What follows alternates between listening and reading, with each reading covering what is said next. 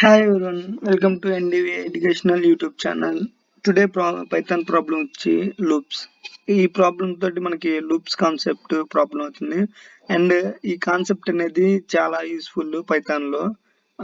Almost code implement చేయాలన్నా కానీ loop complex concept అనేది చాలా యూస్ఫుల్ అవుతుంది.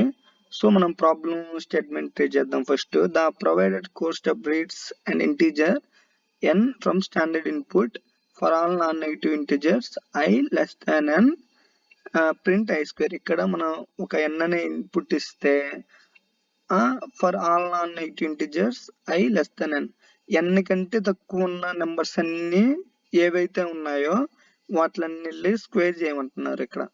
ఇప్పుడు n సపోజ్ మనం ఇక్కడ ఎగ్జాంపుల్ ఇచ్చేసారు చూడండి. n అనేది 3 తీసుకుంటే 3 కంటే తక్కువ ఉండేది ఏంటి? 0, 1, 2. ఆ 3 నెంబర్స్ అనేవి n కంటే తక్కువ. 3 ఇచ్చారు కాబట్టి. సో ఈ 3 నెంబర్స్ స్క్వేర్ చేయమంటున్నారు. 0 స్క్వేర్ 0, 1 స్క్వేర్ 1, 2 స్క్వేర్ 4. ఇట్లాగా ప్రాబ్లం స్టేట్మెంట్ అనేది ఇది ఇచ్చారు. ఇక్కడ మనకి ఇన్పుట్ ఫార్మాట్ లో ఏమి ఇవ్వాలో ఇక్కడ వీళ్ళే మెన్షన్ చేస్తారు. కన్స్ట్రెంట్స్ అంటే ఇది ఇక్కడ మనకి ఇది పెద్ద మనం నోట్ చేసుకోవాలి పాయింట్ ఏం కాదు. కాకుంటే ఇది ఈ ప్రోగ్రామ్ అనేది ఎట్లాగా వర్క్ అవుతుందో మనకి జస్ట్ ఐడియా ఉంటుంది. n అనేది ఆటోమేటిక్ గా 1 to 20 లోపే తీసుకుంటుంది. అవుట్పుట్ ఫార్మాట్ లో ఎట్లా వస్తుంది అంటే print n lines 1 corresponding to each i. Okay, i అనే వాల్యూస్ n లైన్స్ అంటే ఇప్పుడు 5 తీసుకున్నాం, 5 లైన్స్ లో ప్రింట్ అయ్యిద్ది. ఆ 5 లైన్స్ అనేది i కి రిలేటెడ్. సో ఇప్పుడు మనం ప్రాబ్లం స్టేట్మెంట్ స్టార్ట్ చేద్దాం. ఫస్ట్ కాన్సెప్ట్ ఎట్లా ఉందో ఇక్కడ మీకు ఎక్స్ప్లెయిన్ చేస్తా. యాక్చువల్ గా for i in range of ఇట్లా రాస్తాం లూప్ 1, ఇక్కడ వాల్యూ కామా ఇక్కడ లిమిట్ ఎక్కడ వరకు తీసుకుంటాం, ఇక్కడ ఇంక్రిమెంట్. ఇక్కడ ఏంటంటే వాల్యూ ఉంటుంది కదా. ఇక్కడ సపోజ్ మనం వాల్యూ ఇక్కడ లూప్ అనేది డబుల్ డాట్స్ తో క్లోజ్ చేయాలి. లూప్ అనేది ఈ కండిషన్ కానీ, అంటే కండిషన్ అంటే ఇఫ్ ఎల్స్ అట్లాంటి కండిషన్స్ కానీ, లూప్స్ కానీ, ఫర్ లూప్, ఇంకా ఏమైనా లూప్స్ ఉంటే లూప్స్ కానీ, అండ్ ఫంక్షన్స్ కానీ ఇండెంటేషన్ అనేది ఫాలో అయ్యిద్ది. అంటే ఎంటర్ నొక్కంలోనే ఇక్కడ స్టార్ట్ అయ్యిద్ది, నెక్స్ట్ లైన్ ఇక్కడ స్టార్ట్ అయ్యిద్ది. అంటే ఈ లైన్ సరిగ్గా మనం ఏమైతే రాసినామో అవన్నీ ఆ లూప్ లోనే ఎగ్జిక్యూట్ అయ్యిద్ది. అంటే లూప్ ఫెయిల్ అయ్యేంత వరకు ఆ కండిషన్ దాని లోపల ఇండెంటేషన్ ఫాలో అయ్యే కోడ్ మొత్తం వర్క్ ఎగ్జిక్యూట్ అవుతూ ఉంటుంది. సో ఇది ఎక్స్ప్లెయిన్ చేస్తుంటే అర్థమవుతుంది. సో వాల్యూ అనేది ఇప్పుడు నేను ఇది ఎగ్జాంపుల్ కాబట్టి నేను మామూలుగా చెప్తున్నా. ఫర్ లూప్ లో ఇక్కడ వాల్యూ తీసుకున్నాం. For i in range 1, n అంటే n తీసుకుందాం, n, 1 తీసుకుందాం. ఇక్కడ మీనింగ్ ఏంటంటే ఇక్కడ మనం ఆల్రెడీ n అంటే వాల్యూ 3 అని అసైన్ చేసుకున్నాం. అయితే ఇక్కడ మనం చూసుకున్నాం i అనేది 1 తో స్టార్ట్ అవుతుంది. 1 తో స్టార్ట్ అయ్యి n అంటే మనకి ఆల్రెడీ వాల్యూ అసైన్ చేసుకున్నాం. ఇదేమో స్టాటిక్ గా అసైన్ చేసుకున్నాం. లేకపోతేనేమో డైనమిక్ గా అయితే n ఈక్వల్ టు ఇంట్ ఇన్పుట్ ఆఫ్ అనేది రీడ్ చేస్తాం కదా. అది ఆ వాల్యూ ఎంత అయితే మనం డైనమిక్ గా రీడ్ చేస్తే ఆ వాల్యూ ఉండిద్ది. సపోజ్ మనం ఇక్కడ 3 అనుకున్నాం. ఇంక్రిమెంట్ 1 ఫర్ ఎవ్రీ ఇటరేషన్ కి 1 వాల్యూ ఇంక్రిమెంట్ అయ్యి ఇక్కడికి వస్తుంది. ఇప్పుడు ఫస్ట్ 1 తో స్టార్ట్ అవుతుంది కదా.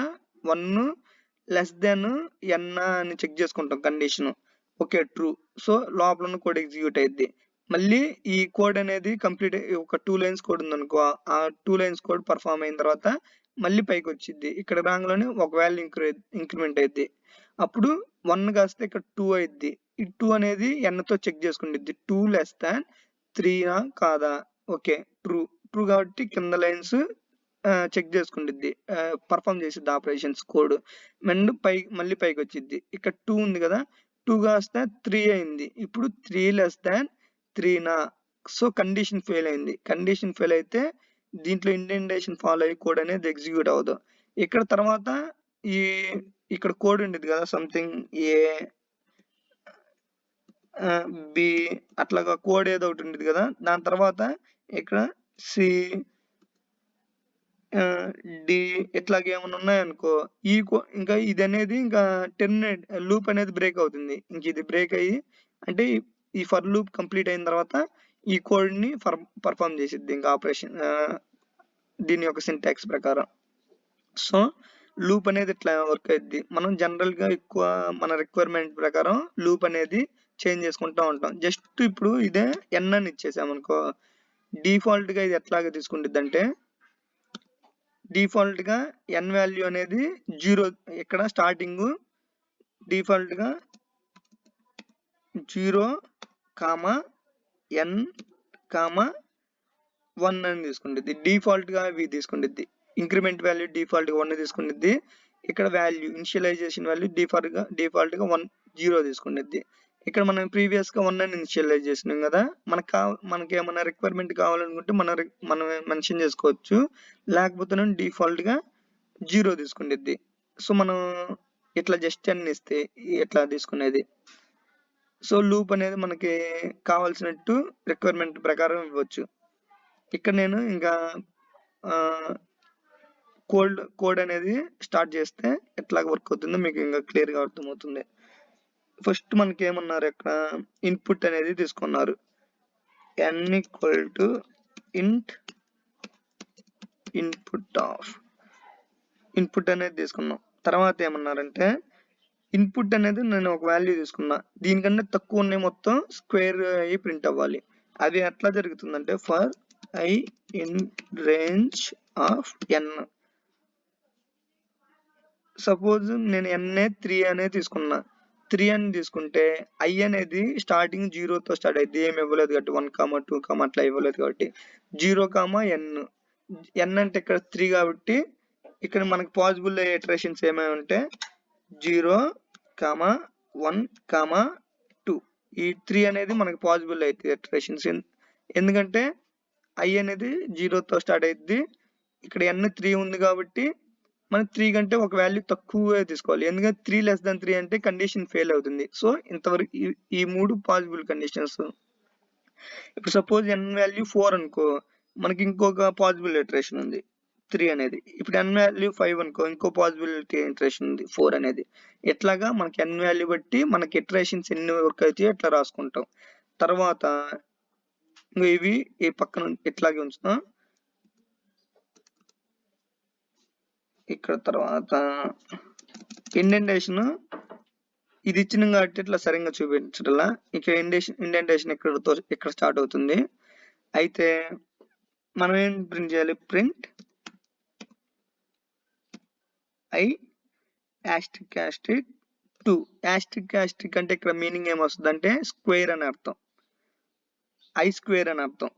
ఇక్కడ మనం n 3 తీసుకున్నాం కదా, సో ఇవే పాసిబుల్ ఇటరేషన్స్ ఉంటాయి.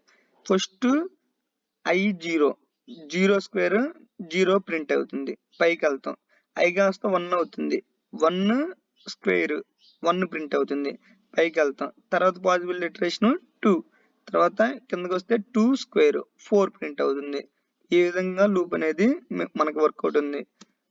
మనకి బేస్డ్ అపాన్ రిక్వైర్మెంట్ ప్రకారం మనం ఫర్ లూప్ అనేది మనం డిజైన్ చేసుకుంటాం. ఇది జనరల్ గా ఈ రిక్వైర్మెంట్ ప్రకారం మీకు ఎక్స్ప్లెయిన్ చేశా. ఇక్కడ మనం కొంచెం ముందు జరిపి ఎట్లా చూసుకుంటే ఇక్కడ ఇండెంటేషన్ అనేది ఇక్కడ లైన్ చూసారా, ఇక్కడ నుంచి ఫాలో అవుతుందని చెప్పారు.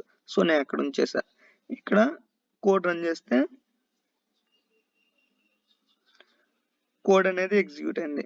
ఈ విధంగా మనం లూప్స్ అనేది యూజ్ చేసుకుంటాం. లూప్స్ కాన్సెప్ట్ చాలా ఇంపార్టెంట్, అందుకనే మీకు each and every point loop ఎట్లా వర్క్ అవుతుందో చెప్పా. సో అర్థం కాకపోతే కమెంట్ సెక్షన్ లో పింగ్ చేయండి అండ్ కొంచెం రిపీట్ గా చూడండి అంటే మెయిన్ పాయింట్ కాడ. So thanks for watching and keep support my channel. Thank you all.